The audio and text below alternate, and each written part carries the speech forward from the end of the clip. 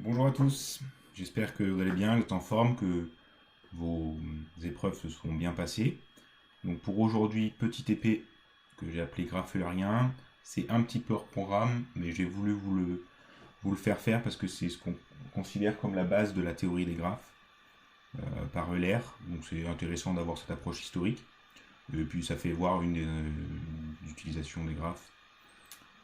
Donc pour le contexte, on est en XVIIIe siècle, on est à Königsberg. Actuellement, c'est en Russie. Je crois qu'elle s'appelle Kaliningrad maintenant. On a une ville du coup qui est séparée en quatre zones par une rivière ou par un fleuve. Et les gens se demandent est-ce qu'il est possible de faire une marche, donc de partir d'un endroit, de faire une marche, de passer exactement une seule fois par tous les ponts et de revenir au point de départ. Et ils essayent de trouver, mais à chaque fois, ils ne trouvent pas un tel chemin. Et Léonard Euler, lui qui arrive dans cette ville-là, va résoudre ce problème. Et du coup, pour ça, il va modéliser le problème par un graphe et en déduire un théorème qu'on appelle le théorème d'Euler. Donc voyons ça. Donc déjà la modélisation, euh, on peut voir dans ses écrits, hein, il a commencé par simplifier un petit peu le schéma. Et il a mis en place les quatre zones. Donc on voit, il a appelé A ici, B ici, C et D. D'accord. Et puis il modélise les, euh, les ponts. Donc nous, on a déjà parlé de graphe. Il va utiliser la modélisation du graphe. Donc il va avoir un graphe à quatre sommets. A, si je respecte un peu la géographie, D et C. Et il va modéliser du coup chaque pont par une arête. Donc pour aller de A vers C, on a deux ponts. Pour aller de C vers D, on en a un. Pour aller de D vers A, on en a un. Pour aller de D vers B, on en a un aussi. Et on en a deux pour aller de A vers B.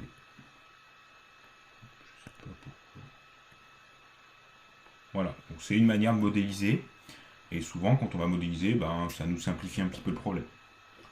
On va pouvoir utiliser notamment ce qu'on a vu comme les degrés, les choses comme ça, des sommets. Voilà pour ce graphe. Alors la question que je vous pose ensuite, c'est est-ce qu'on peut caractériser les régions de manière différente, c'est-à-dire sur le euh, chemin que je vais faire, on a dit qu'on voulait partir d'un endroit, arriver à un autre. Alors je crois que c'est plus petit, arriver au même, mais pas forcément, on peut vouloir arriver à un autre, en utilisant les ponts une et une seule fois. Donc si on réfléchit bien, si on réfléchit un petit peu, il va y avoir deux types de sommets différents. En tout cas en termes de degrés par rapport à ces deux sommets. Donc, je vous rappelle que le degré, c'est le nombre d'arêtes qui part de sommet ou qui arrive, puisque là, ce n'est pas orienté. Effectivement, en réfléchissant un petit peu, donc j'espère que vous avez pris le temps de réfléchir un petit peu sur ça, on a deux types de sommets. On va avoir les sommets que je vais appeler passage.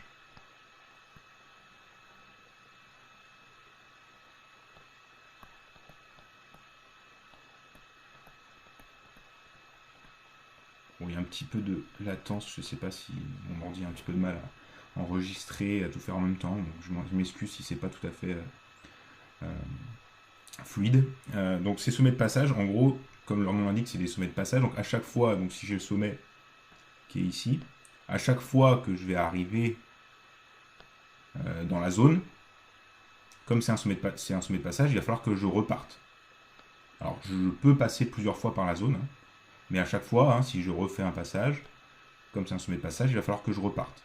Donc là, ce qu'on remarque sur ces types de sommets-là, c'est que leur degré, donc le nombre d'arêtes qui partent de cette région, doit être forcément pair. Puisque, comme c'est un sommet de passage, si j'arrive, je dois repartir. J'en ai toujours au moins un multiple de 2. Et on va avoir les sommets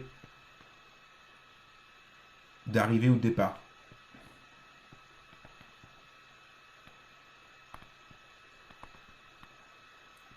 Ou départ. Eux, c'est un petit peu différent.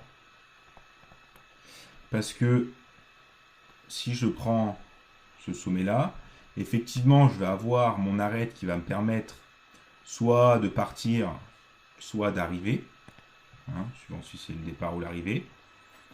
Elle va être toute seule. Et après, je peux revenir dans cette région, mais si je reviens dans cette région, si mettons que ce soit le sommet de départ, donc je suis parti par l'arête que j'ai fait en bleu, si jamais je reviens dans cette région, pour que ce soit seulement la région de départ, il va falloir que j'ai un nombre pair, que j'ajoute un nombre pair. Donc ça veut dire que si je reviens dans la région, je peux revenir, mais il faut que je reparte, forcément. Et donc ces sommets-là, ils doivent être de degré impair.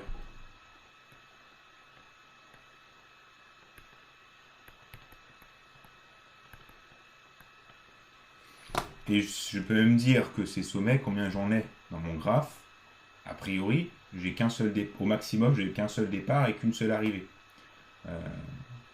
Donc là, on voit aussi, en réfléchissant un petit peu, qu'il va y avoir deux cas. Soit je fais une balade où je pars du même endroit pour arriver au même endroit à la fin. Du coup, mon sommet d'arrivée et de départ va être le même. Et du coup, son degré là, ce sera un degré pair. Donc il faudrait que tous mes sommets soient de degré pair. Par contre, si je veux une balade qui part d'un endroit, qui arrive à un endroit différent, je vais avoir un sommet d'arrivée, un sommet de départ. Et du coup, il faut que j'ai deux sommets de degré impair et le reste que des sommets de degré pair. Si je rejette un œil au graphe qu'on avait dessiné et que je regarde les degrés, la région où le sommet A, il est de degré 5 impair, le C, il est aussi de degré impair, le D, il est aussi de degré impair, et le B aussi. Donc j'ai trop de sommets de degré impair. Il faudrait que j'en ai que deux. Il y a un seul départ, un seul arrivée. Enfin, il faudrait que j'en ai deux ou aucun, quoi. En gros, si je veux faire une telle balade. Donc ici, ce n'est pas possible. Donc c'est ce que va conclure Euler. Il va dire, voilà. Donc je ne sais pas, après, j'espère que vous avez compris, on peut mettre une phrase du type tous les sommets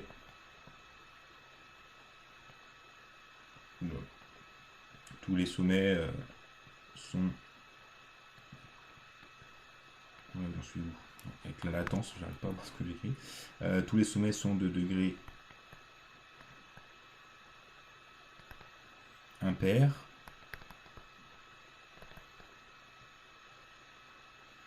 Donc, il ne peut y avoir de balade, on va dire, je sais plus quel terme j'avais employé avant. Voilà, désolé si c'est pas très bien écrit, je fais ce que je peux. Donc ça c'est pour le contexte et puis le petit côté historique. D'ailleurs, si on relit un peu, si on continue sur les écrits de l'ère à ce moment-là, on va le voir après, je vais faire un petit exemple après. Alors, il met en place du coup une petite théorie là-dessus. Donc c'est là la petite partie qui n'est pas au programme. Je vous la donne quand même. Ce qu'on va appeler une chaîne eulérienne, c'est une chaîne qui va contenir toutes les arêtes une seule fois. Donc comme ici, les ponts, on n'y passe qu'une seule fois. Et donc cette chaîne-là, elle va avoir un point de départ et un point d'arrivée. Et si on a le même point de départ que le point d'arrivée, on va appeler ça un cycle eulérien.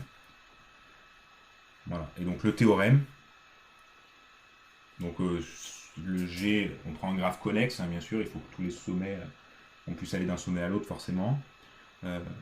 Donc si jamais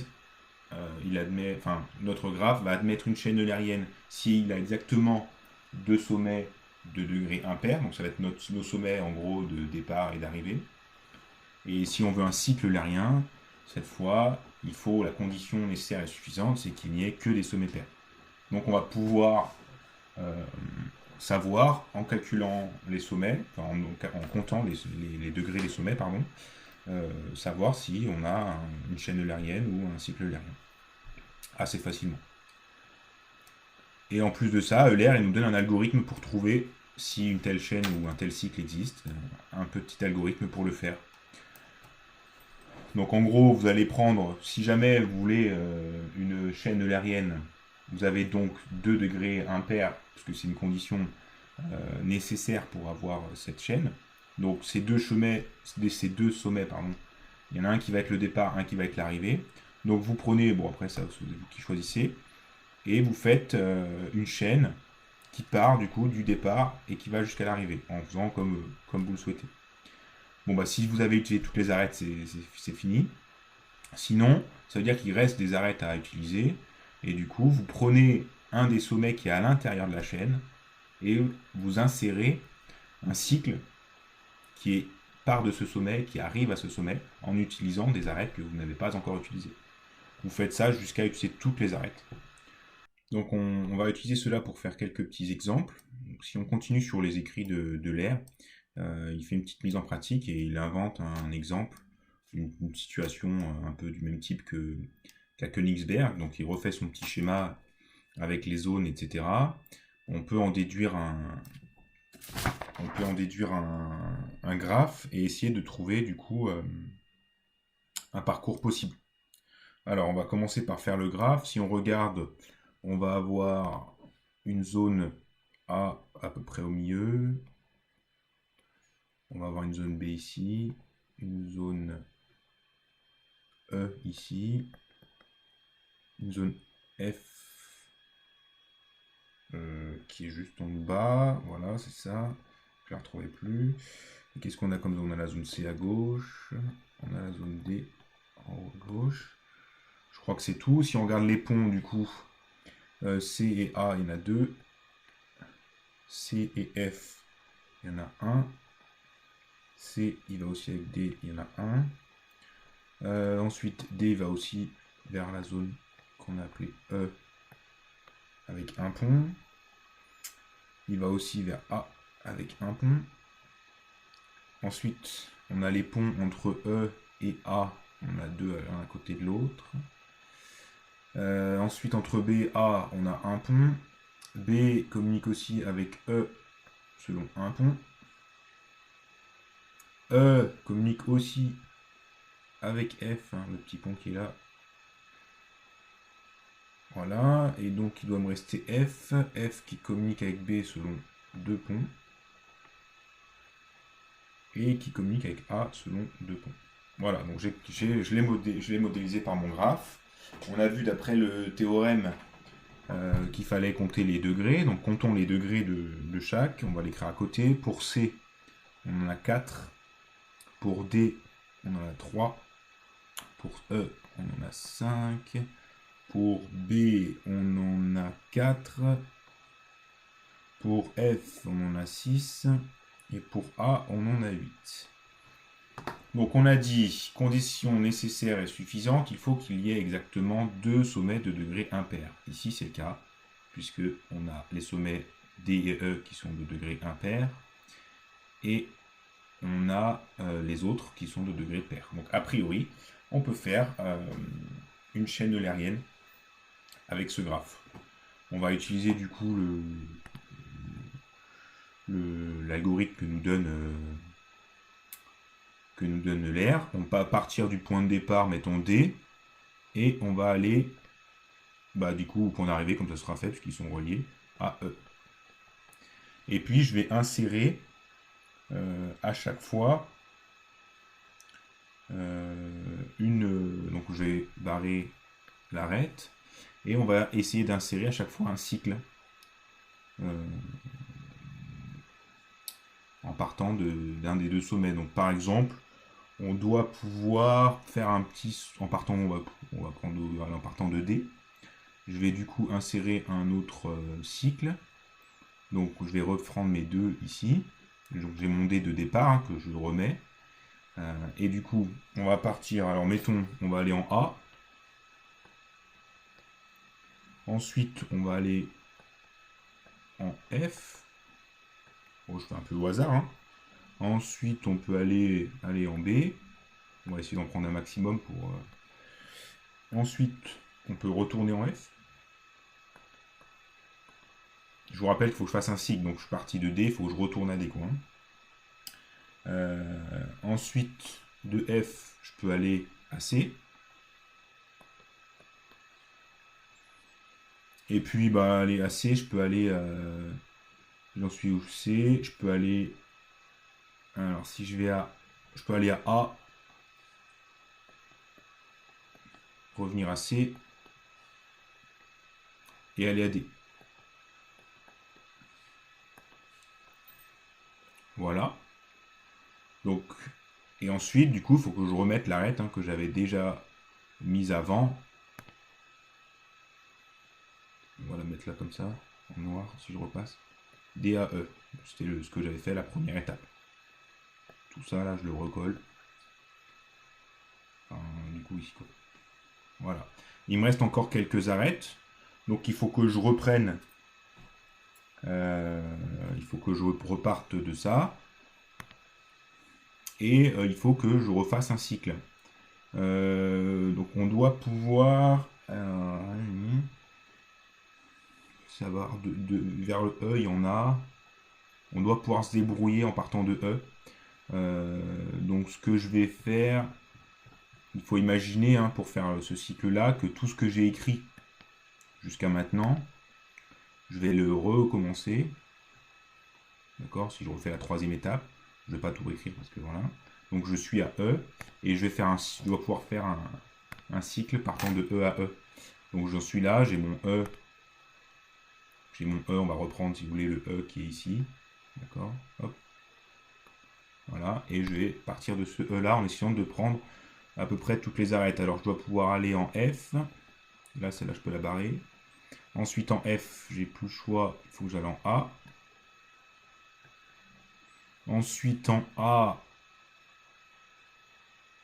je peux aller en E, revenir en A. Ça me fait utiliser les deux arêtes ici. Et puis, je peux aller en B. Et puis, je peux aller en E. Donc là, je viens de trouver une chaîne eulérienne qui est... Donc, elle part de D. Après A, F, B, F, C, A, C, D, E. F, A, E, A, B, E. Voilà, vous avez votre chaîne qui est dessinée ici. Voilà, donc bon, je me rends compte que la vidéo est déjà bien assez longue, donc je vais vous laisser tranquille. Je vous laisse faire l'exemple suivant tout seul, je pense que vous avez compris. Bon, de toute façon, s'il y a des questions, je suis toujours disponible voilà, par mail ou s'il faut faire une petite vidéo sur Teams, il n'y a aucun problème, petite visio. N'hésitez pas. J'espère que vous étiez arrivé sans moi et que cette correction vous a permis d'éclairer les quelques points peut-être qui vous semblaient un petit peu compliqués. Bah voilà, passez une bonne journée, à la prochaine.